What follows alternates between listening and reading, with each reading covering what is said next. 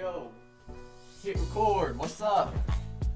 What's up, you guys? How are you doing today? I guess I'm just gonna upload a little update video. It's actually kind of cold. It's like 30 something degrees out here in Georgia right now. I'm wearing my Sub 2 beanie that I got at the Triple Digit Flip season premiere. Yeah, so I just want to, give a little, just a sit down talk video with you guys today. I'm going to try and stay with the flow of uploading every single Friday. So if you guys are down for that, please just let me know down below. Let me know if that's what you guys want to see. That is what I'm going to deliver. What's up? Figured I would change up the angle a little bit. So I hope you guys are doing awesome. Like I said, again, just to update here. Uh-oh. Let's fix that real quick. So, not everything always goes great. When it comes to investing space, you see everyone always posting the good side of things. Like, oh, I'm doing this flip, I made this much money. Oh, I just made 10K off this assignment fee. My flip just cleared 50 grand. Like, you hear all these awesome stories, but you don't tend to hear the bad stories. It's not like, I wouldn't want to say bad stories. I would want to say lessons to be learned. Lessons to be learned.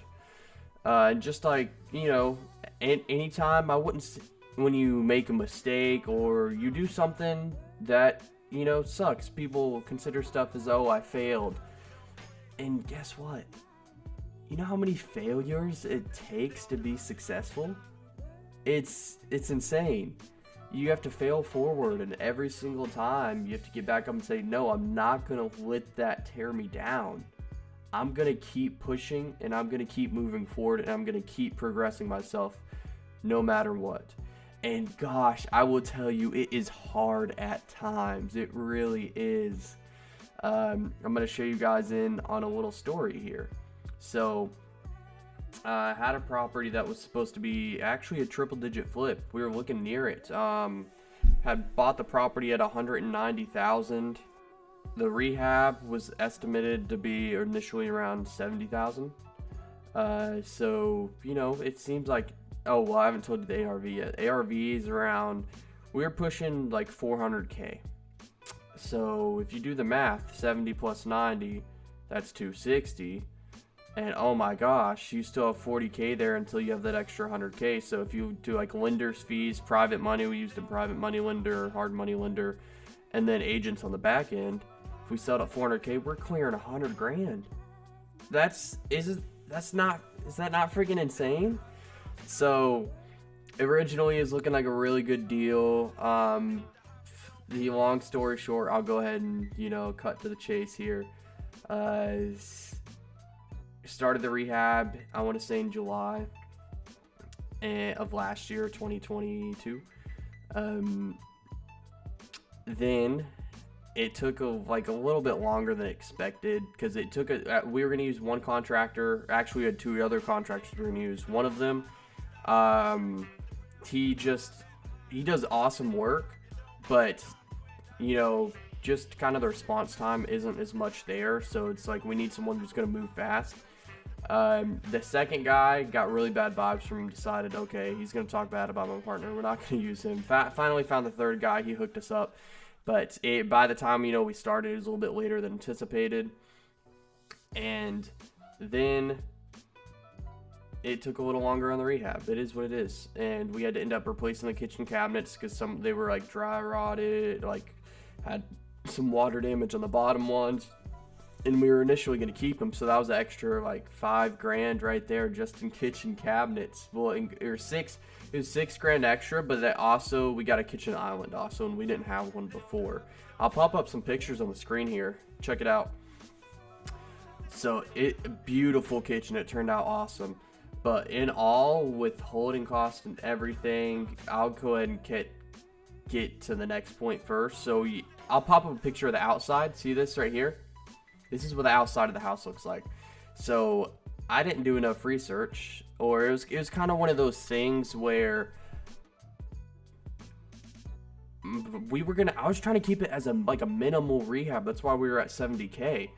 And I was just trying to we're just going to pressure wash the outside. We're not going to paint it. We're just going to clean it up. Okay, sweet. So that was my plan. And then my contractor's like, you should really paint the outside. And it's going to be like, what, $4,000, $4,500 to paint it white brick with the black finishes, It'll look really good, and it'll bring up the neighborhood, which, I agreed. And there's like, I saw a few other houses in the neighborhood that had painted brick. So I'm like, okay, yeah, let's do it. But the catch is, it was in historic district. So, being in historic district, they don't allow that. The historic district of, I guess, in the city of Atlanta, no go. I didn't know that. So it was one of those things. I was to my contractor, I was like, yeah, it's a good idea. Let's see what we can do, mess around with the numbers a little bit. But I didn't 100% confirm anything yet. And I show up the next day or sometime that week, and guess what? The house was painted. And I'm like, whoa, I'm glad he's moving fast, but I wasn't 100% on this yet. But it's cool. I like the work ethic and how they're really trying to knock this thing out. And I was a few days, the next week, I was in the neighborhood, and one of the neighbors was like, oh, hey, hi, welcome to the neighborhood. I just kind of played it off as if I lived there. She was like, oh, what house are you moving into? Because I had my truck and my trailer. I was picking up some furniture they had left behind in the house that I was going to take home. And it's like, oh, this house right here with the white painted brick. She's like, oh, you can't do that. And I'm like, what? What do you mean I can't do that? She's like, you can't do it in the historic district. I don't know if that's exactly what she said, but essentially that's the first time I heard that we couldn't paint the brick after it was already painted. So, I was just like, okay, whatever, we'll brush it off. And then we get around, I want to say August, probably, because so it was a 2-month rehab. And when we get to August, maybe even part of July, we had a stop work order. It's like, well, we didn't pull permits. We were trying to slide it by, but it was like a cosmetic. Okay, focus on me, please. There we go. We good? Hold up. It was a cosmetic rehab, so I didn't think, it really mattered. But in the city of Atlanta, you have to pull permits for everything. Even if you're painting your walls, you gotta pull permits. That's how strict the city of Atlanta is. So we didn't pull permits. One of the neighbors, so this is hearsay from what I've heard, but I was told one of the neighbors called the cops. That is how it all started, because she didn't like one of the contractors parking in front of her house, on the street. So, they got in an argument, she called the cops, and then we got a stop work order because we didn't have permits. And then they noticed the outside was painted, and then we got a violation saying, whoa, you can't paint that. That's not okay. I was like, what? So it was a whole process. We had to wait until November to have a hearing date at the city of Atlanta, just for them to tell us, okay, you actually have to remove the paint off the brick. We also we replaced these, they called them the iron cast posts or whatever. I just called it old rusted metal posts because they were all painted and they were all chipped up and everything, and they just didn't look that good. Yeah, we just replaced some wood posts. It's like, okay, that looks a lot better because it's not all chipped up, and it's not a few pieces were broke. It was pretty sure they were rusted at the bottoms and everything. But however, we have to revert that back to original and take the paint off the brick. We can keep the siding painted, but we have to remove the paint off of the brick. So, dun dun dun. That was one of the biggest holdups on this property, right? So in the meantime, we also had it on the market. We listed it in October, at the beginning of October. So this is a drug out process because we were trying to wait for the city of Atlanta because they drug on the process. You know how it goes. And we just couldn't wait anymore. So we posted it with a contingency of, oh, we might have to remove the paint. And it was also listed a little bit too high, I think. So on top of us having this issue with the city of Atlanta, we had it listed at 410, and that's when the market started, cooling down. So I would say we probably maybe even could have got 410 back in July if we had finished by then. Unfortunately, we weren't. So it ended up working out. So it's sitting on the market at 410. Long story short, we decided we were going to refinance because it just wasn't selling, and we still have to remove this paint off of the brick. Still haven't got around to it yet. So, you know, since it wasn't selling at the price we wanted, we're going to refinance, you know, pull our equity out, or just at least pull our initial investment out so we have a rental with no money down. So that's kind of cool. Just pull our money out that's been sitting, because we went over budget on the rehab. I didn't mention that too. So the rehab ended up being, right now to date, we're at $102,000 on the rehab, because, you know, we staged the house and everything. So we're at $102,000. That's with monthly holding costs too. So it's going to go up to like $104,500 in next week. So that's including holding costs. But gosh, that's a lot. That's a lot over budget right there, guys. So, oh yeah.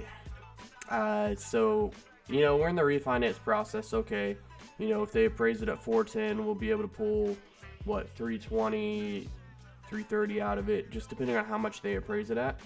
Like, okay, cool, we'll get our investment out. You know, we won't make our profit, but we'll at least get money out that we spent on it. So we're in the refinance process. We still had it on the market because obviously if it sold, we were just gonna sell it, you know. So we had someone come and look at the house. This was probably actually the end of December. Still, refinance was taking a while too. End of December, someone's interested in the property. So they come walk the property, and then they check out the basement. And there's a pool in the basement. We didn't put a pool down there. There's a pool of water in the basement. So the basement, a pipe in the bathroom upstairs cracked and leaked all the way to the basement. And we weren't in the house, so it was probably like a few days in. So, you know, we had no idea. And this had just been going on, so thank God someone actually went and walked the property, even though, unfortunately, they don't want to buy it anymore, of course. You know, it is what it is. So now we're held up on our refinance process also. Even if we wanted to refinance, we held up on that. So we've been getting dragged around with the insurance claim for about a month now. It is now January 27th, and we bought this house over half a year ago. If you told me when I bought this house I would still have it right now, I honestly, I would probably laugh. Like, I would not think you're serious. But anything and everything went wrong on this property. It was just a disaster. Now the home still looks beautiful besides the basement getting flooded. And I'm glad we ended up going with the new kitchen, making it look as good as we could. But gosh, I don't want to do another flip in the city of Atlanta. I'll tell you that much. Oh wow. So that is the story on the nightmare property of Atlanta. So if you guys did enjoy, you know, make sure you drop a like, get subscribed. You don't win them all. Right now, thankfully, we shouldn't lose money on this property. Knock on wood, because we do not want that to happen. So, you know, there's ups and downs in real estate, and at the end of the day, you just got to be able to overcome the challenges and just keep pushing forward. So if you guys like this video, you know, drop a like. Hopefully I don't have another story very similar to this, but you know, stuff happens. So just remember, you know, you're beautiful, you are awesome, you are great, you're amazing. You can do great things as long as you set yourself accountable, put in the work, and just make it happen. You know, it all starts in here. All starts with your mindset. So get your mindset straight and you will be undefeatable. And I didn't say it was going to be easy, but you know, you guys got this. So I love you. Have a great day. I will see you next time.